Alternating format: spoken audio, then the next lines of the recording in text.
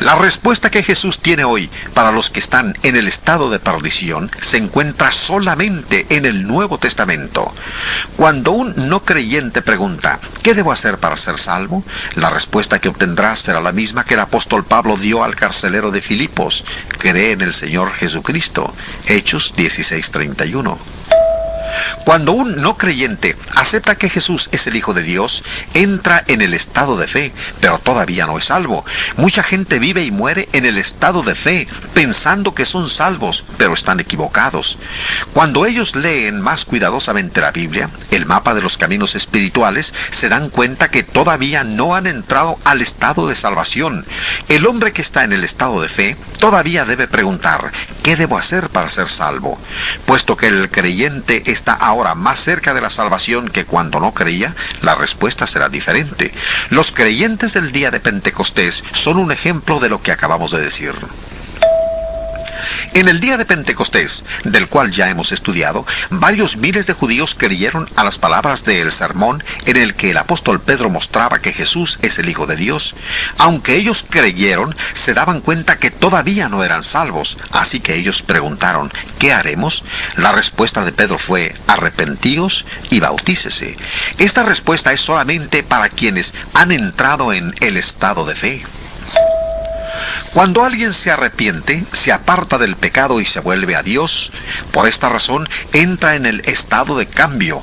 Es cierto que el arrepentimiento lo lleva a uno más cerca de la salvación, pero la persona que ha creído y se ha arrepentido aún debe preguntar, ¿qué debo hacer para ser salvo? Por ejemplo, el tesorero de Etiopía creyó en Jesús y se volvió a él después de haber oído la predicación de Felipe.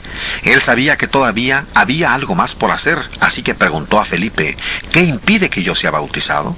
Felipe respondió, si crees de todo corazón, bien puedes. Esta es otra respuesta a la pregunta, ¿qué debo hacer para ser salvo? Fíjese que cada respuesta bíblica depende de dónde se encuentra la persona que pregunta en relación a la salvación. El tesorero respondió que él creía que Jesucristo es el Hijo de Dios. Haciendo esto, él entró al estado de declaración.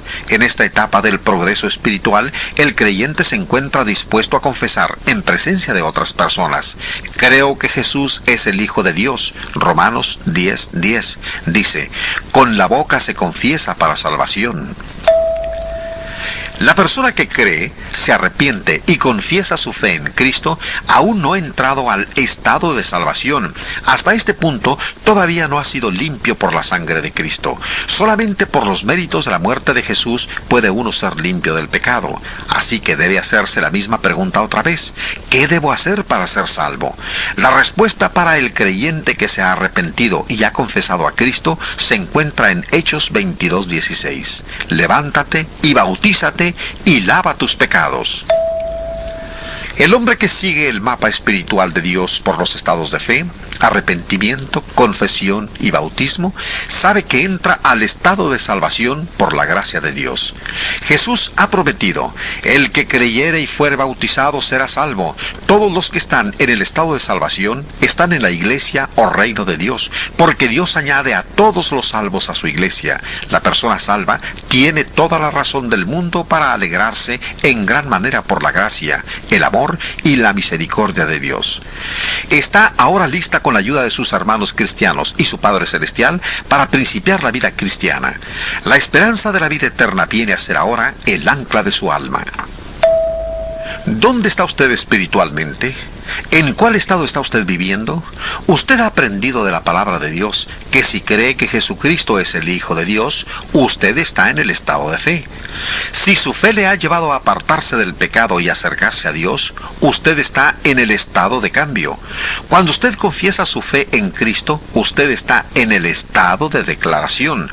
Después, cuando usted es sepultado con Cristo en el bautismo, usted es limpiado con su sangre y entra en el estado de salvación.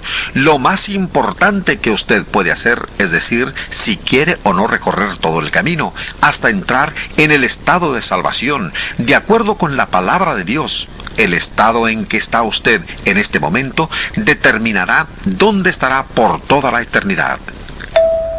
Jesús dijo, no todo el que me dice, Señor, Señor, entrará en el reino de los cielos, sino el que hace la voluntad de mi Padre que está en los cielos. Mateo 7:21.